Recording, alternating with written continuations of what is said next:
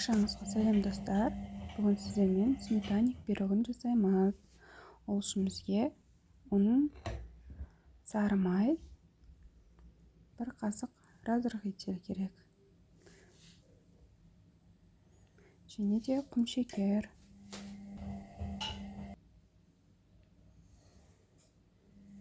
Барлығын араластырып, крошка жасап аламыз.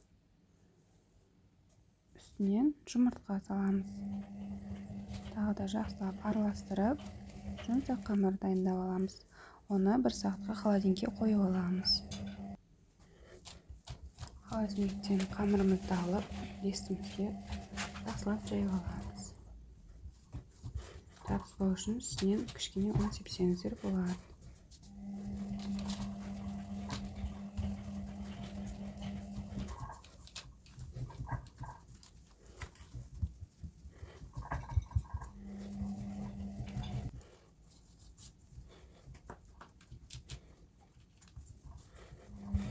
Енді салмасын дайындаймыз.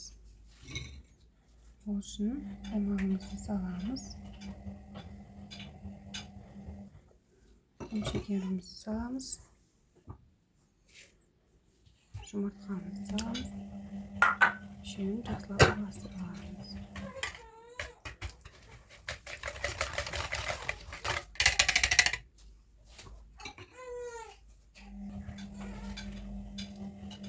Тестамыздың үстіне құйып, пешке жібереміз.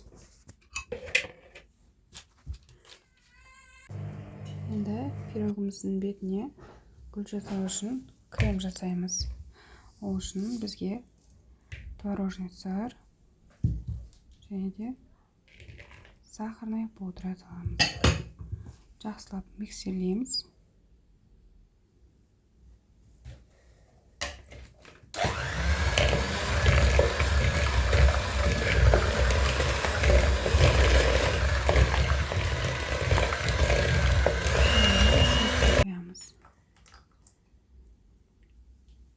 Жақсылап араластырып,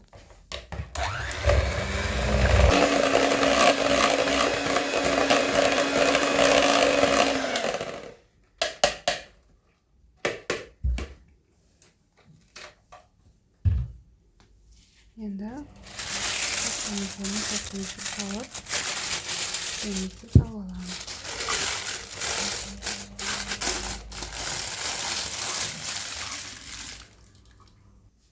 Пирогымызды алып, үстіне асықпай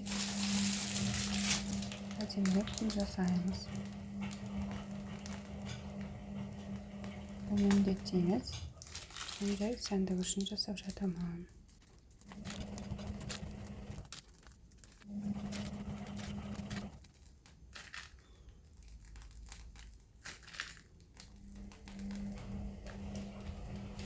Болды, сметаник пирогымыз дайын. Баршаңызға ас болсын.